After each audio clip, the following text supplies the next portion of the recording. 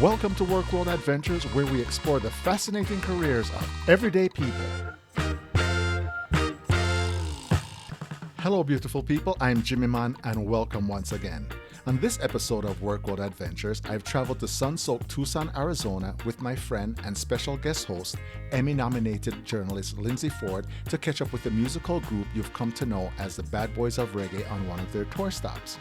Besides their mega hit Bad Boys, the track that became famous for the Cops theme and the Will Smith and Martin Lawrence film series, Inner Circle has gained worldwide acclaim for their hits like Sweat, Games People Play, Rock With You, and many more.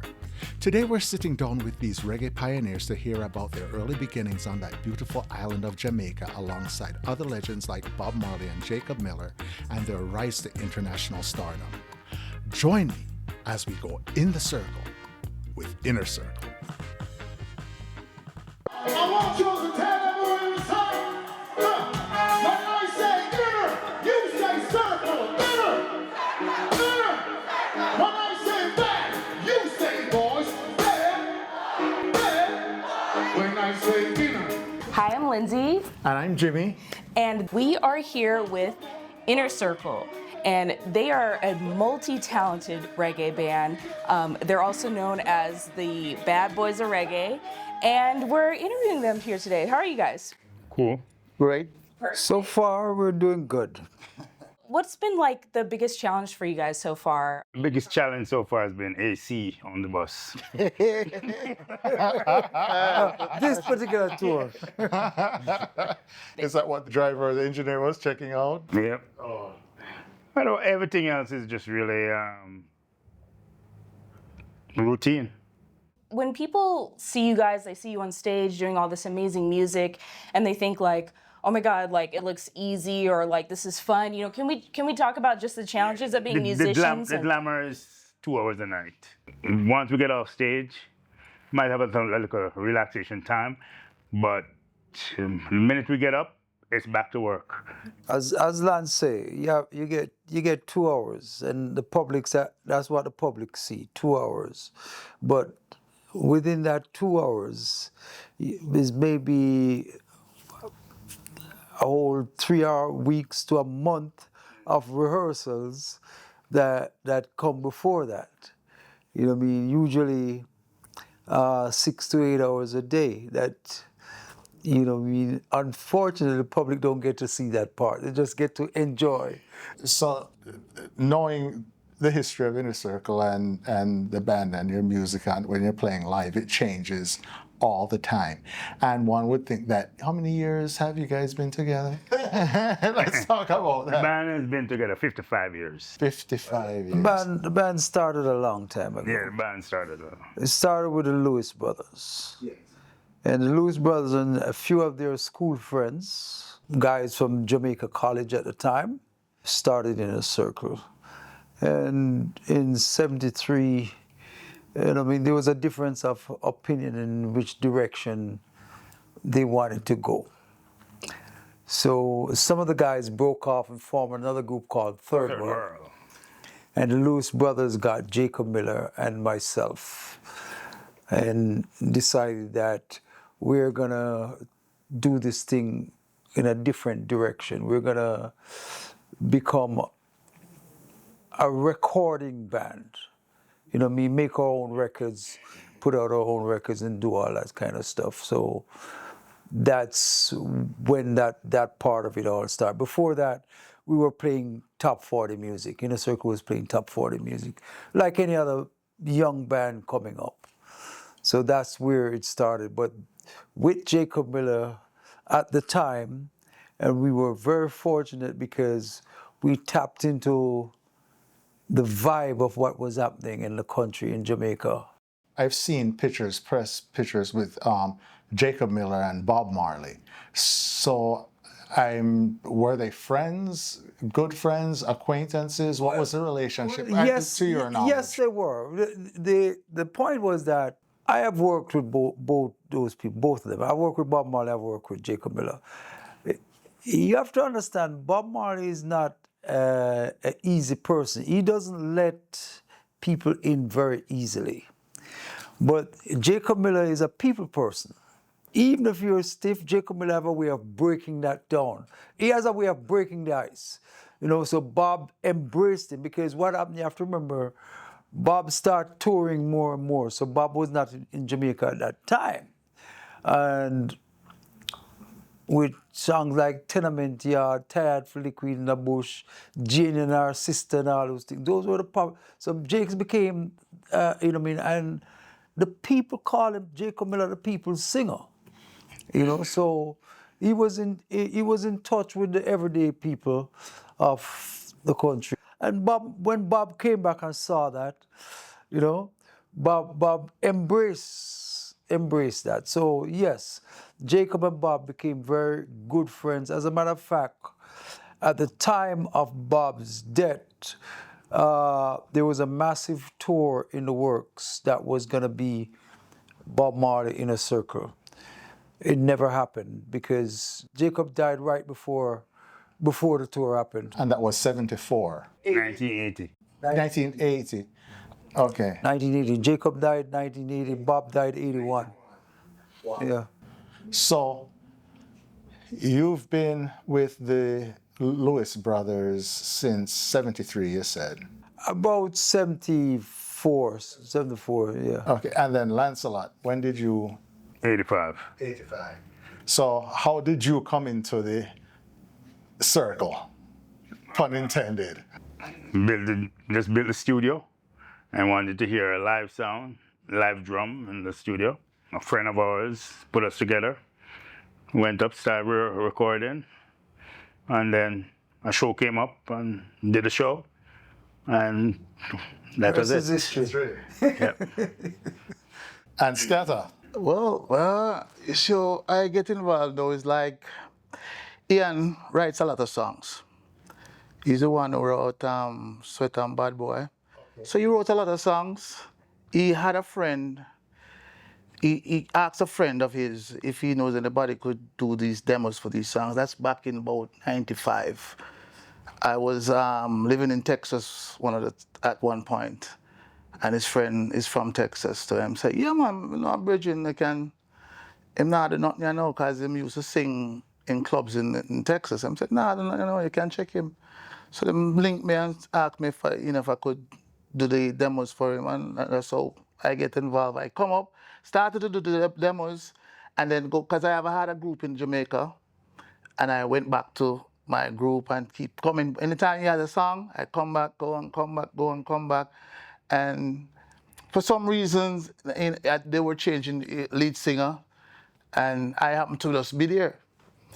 And I'm saying, well, Scatter, you can't fill in for it, you know, because we're not going to sing to do that show, yeah, with us. And that was like back in 2001. That was my first gig. And they still had a singer, you know. Yeah. But I just fill in. And, you know, the singer came back and I just fill in and I just go and come. And in the time the singer, there's a problem, I just come in and fill in and just go. Now I see that you incorporate a lot of, you know, all different kind of things. That's a part of show business, you know. You have to entertain the people, you know. You see, the key word there that man use, we're in the entertainment business. You know, we're entertainers, you know. We are on tour with UB40 and half of UB40 songs them is other people's songs. Yeah. So did that change the style or the presentation of the show when you came on board? Let me explain something. Inner Circle is a group that flows with the time. We flow with the time. We have our own vibe, and each individual also has their personal vibe. Over the years that we've been in Inner Circle has played a wide range of music. It's still reggae, or reggae influence, but we've played a wide variety of music depending on where we're playing, who we're playing with. As Jamaica people don't like to use the word playing, but Perform. You know, yeah, who we're performing with. You know, let me give you an instance. My influence, and a lot of people may find this hard to believe, is classic rock. I like classic rock. I listen to everything. I listen to country, I listen to whatever, but I like classic rock. Even in 1970, I was walking around with this big radio, listening to classic rock. I was one of the top session players playing all them roots songs, but I never listened to the roots music. I listened to it, yes, because I did play it, but most of I was listening to Leonard Skinner, The Who. That's the type of music that I was into. Now, Jacob loves R&B. He likes OJ's, Shy Lights. You see, so you get all these influences together, and that is what Inner Circle is about. So if you listen to our music, it encompasses all of that. No. When somebody else joins, they bring their influence. Yeah. Growing up as a boy, what did you envision for yourself? My whole thing while I was in high school, I wanted to be a civil engineer. I was into the sciences. Even then, I was into the science subjects and all that. Following in the footsteps of my father, I wanted to go beyond where he had gone, and be a civil engineer. So that was what I dreamt of doing until I met a guy named Charlie Ace.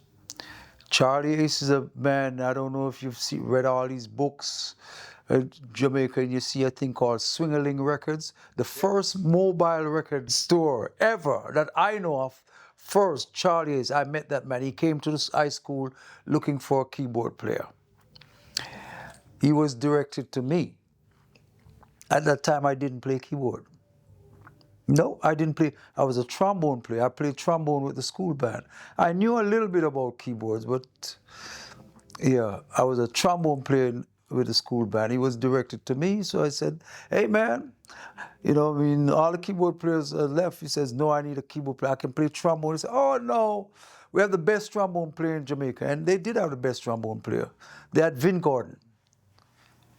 So I went to the rehearsal with that band, and that band opened the world to me. That band, just by meeting Charlie Ace, because he introduced me to Aston Barrett, Carlton Barrett. Oh, wow. Carl Dawkins, that was the singer. Vin Gordon was the trombone player, as I said. Noel Tempo and David Bryant were the two guitar players. That's the band that became the Wailers. Bob Marley took Aston Barrett, Carlton Barrett, and me at the time. I was 14. And they went into civil engineering. Yeah. And the civil engineering thing just took a back seat. I'm going to college next week. Boy, may I have so much history. Why? I just have to just break it down and cut it short. I never even see myself growing up as being any musician or singer, because I did love drawing. Art was my thing when I was growing up, until I left school. And your mother say, you have to go do something, you have to go learn a trade. You go mechanic, you like mechanic. You go sales, we're going what do you call it, Duca, when them Duca cars. And that's when I met, at the time, that's back in the 80s, one of the biggest group back then in Jamaica, Bloodfire Posse. And I didn't even know that I would be a part of this group. These guys came to the garage and was just working on their cars. And I just say, someone can sing, and, I like you produce me. And the guy that I was talking to, he was Danny Brownie. Danny said, yeah, all right, come check me down at the studio. And we check Danny down at the studio. I get the short version, because I jump over a whole heap of things. The short version, I get and jump and start singing with Danny. Start making music with Danny. Know all of the members of Bloodfire Posse.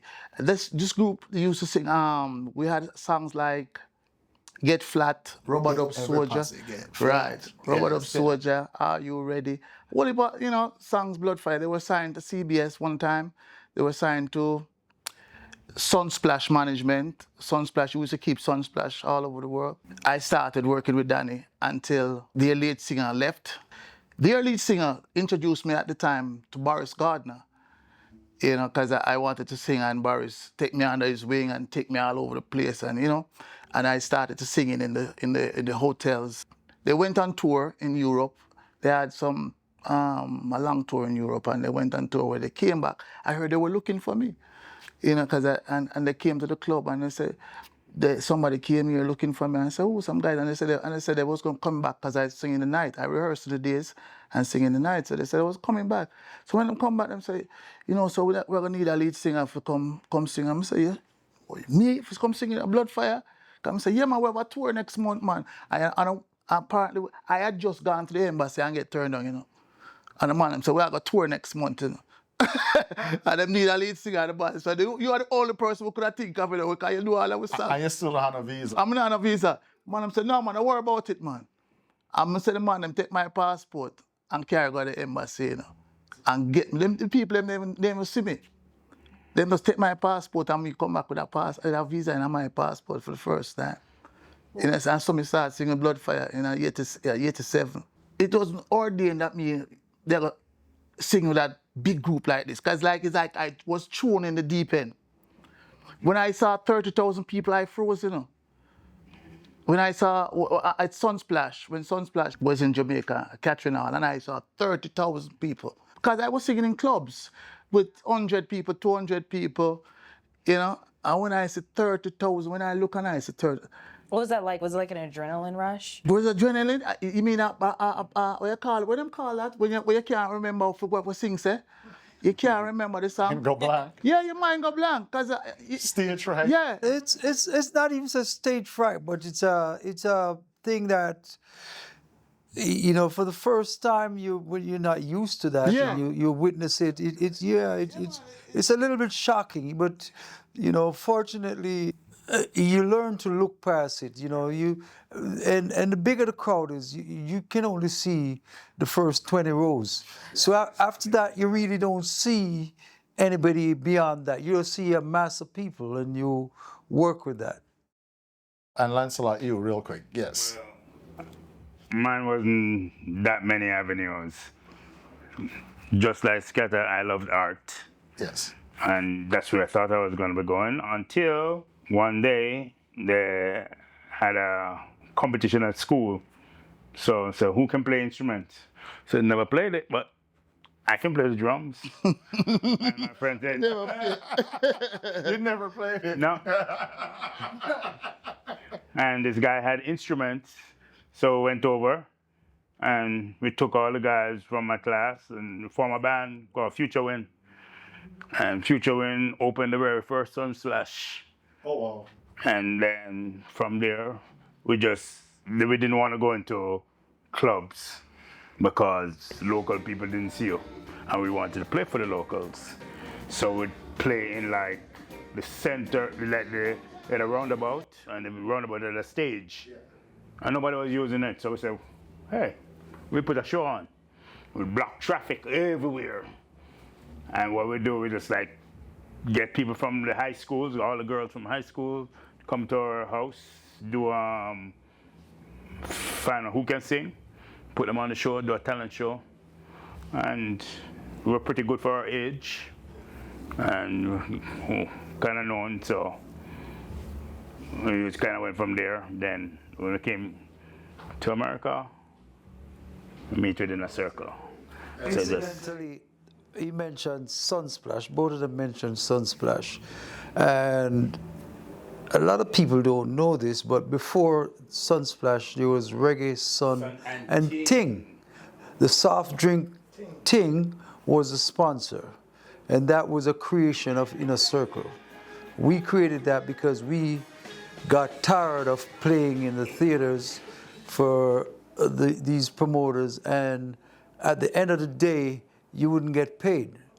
So we decided to do our own thing and take the shows outside, and we had to get permission from the government, basically the government, Urban Development Corporation, UDC. which the Tony Johnson, Don Green, they worked for UDC. So when they heard the idea that we had, they said, oh, we have to go see this. We got the permission from them because they control the sites. The government owned these places. Mallard's Beach, Ayat, which is now called Jamaica Grand. Savlamar. What the beach name out by Elsha Beach? Elsha Beach. By Portmore there. Yeah. The first show was at Students Union at the university at the West Indies, and we had so many people we couldn't control. We had to just open the gates and just let people come in. That's the start of Sunsplash. So I want people to understand that that was created by us, Inner Circle, because before. What happened? Inner Circle put it down. Yeah, everybody was putting concerts in theater. We said, no, let's go to the outdoor, do this thing big outside. So there's even movies made with it, you know what I mean? Bits of Heartland Reggae and rockers document that, yeah. You guys played a lot of like your iconic hits. Do you guys have any new music coming up? Like what's new? What's the future of you guys? Futuristic, tomorrow's promise to nobody. But what we have done is that over the years we have a lot of music that's sitting in the can, that's on release. As to when it's gonna be released, it's very difficult to say because now, before you could release a record. Now, on the technical side of it, you know what I mean, both Apple Music or iTunes, whatever you call them, Spotify, are now requesting that you do, what do you call it, immersive mix. They want an immersive mix of your songs nowadays. So you have to rethink what you did. You know what I mean? You may mix it last year in stereo, but immersive mixing been out for the past 4 or 5 years. No, everybody want the immersive mix, so you have to go rethink that back in the can and come again. So exactly what is immersive mix? Immersive mix is 360, sound all around. It's just like Dolby Surround. Okay, yes. It's like Dolby Surround for movies. No, they're doing that for music.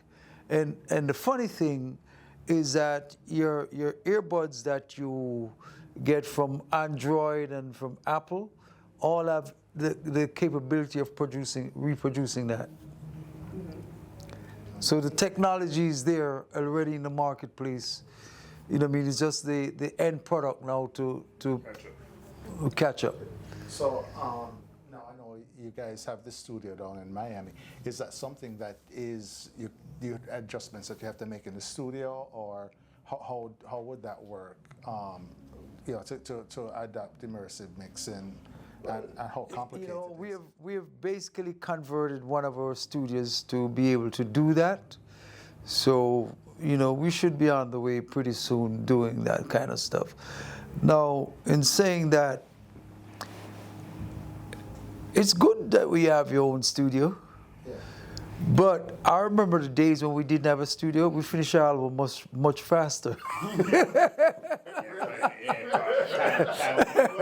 when we had to pay, when we had to pay for studio time, the album was done in a day. You know what I mean? You get in there, and you know what I mean? Yeah, maybe 2 weeks maximum. 2 weeks, you finish the album within 2 weeks.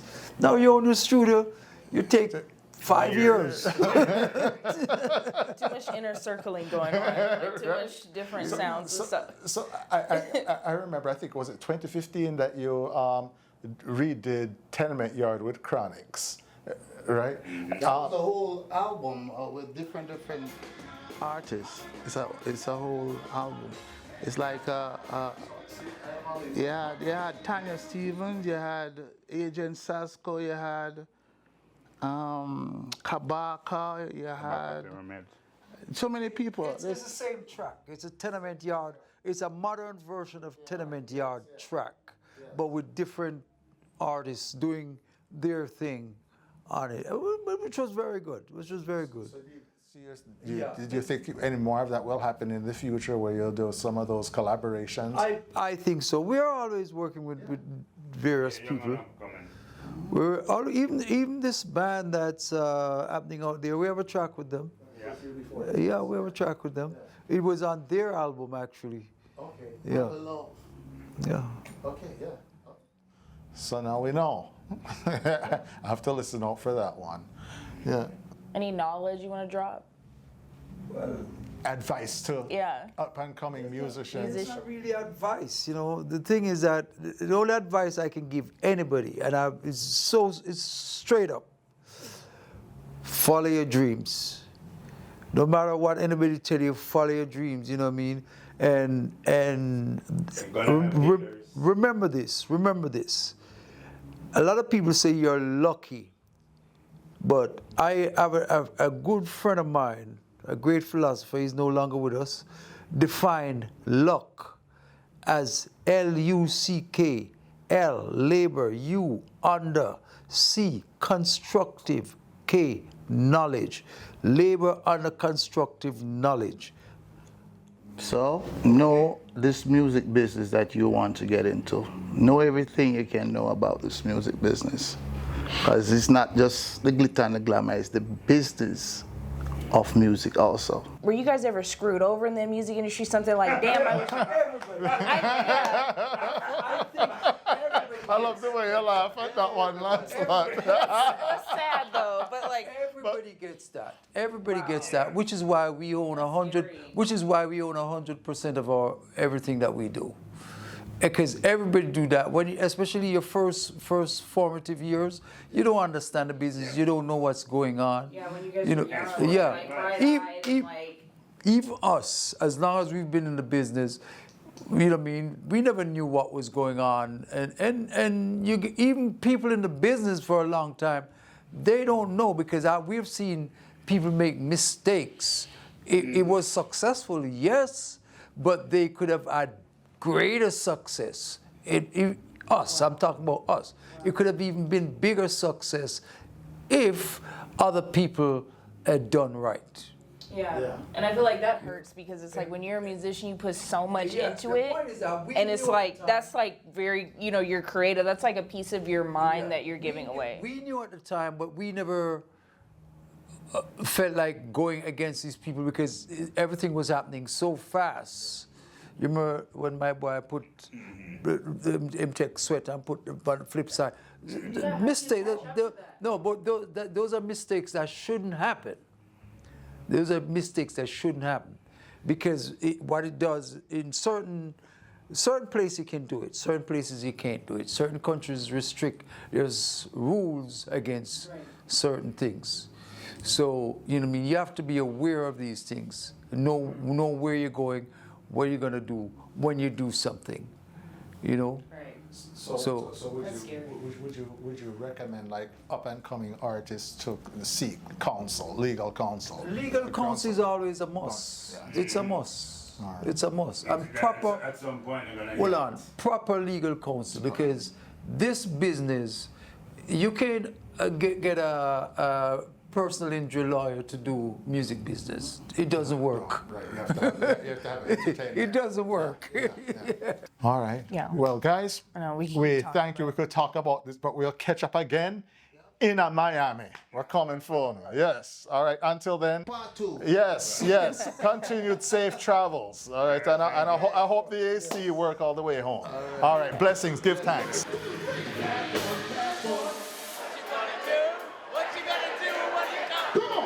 Bad boys, bad boys. Do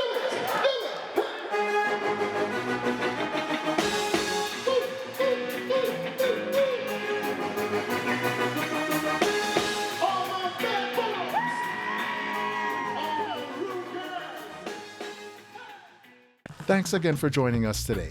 I hope you found this sit down with Inner Circle enlightening and entertaining. Don't forget to like, subscribe, and hit that notification bell to join us on our next Work World adventure.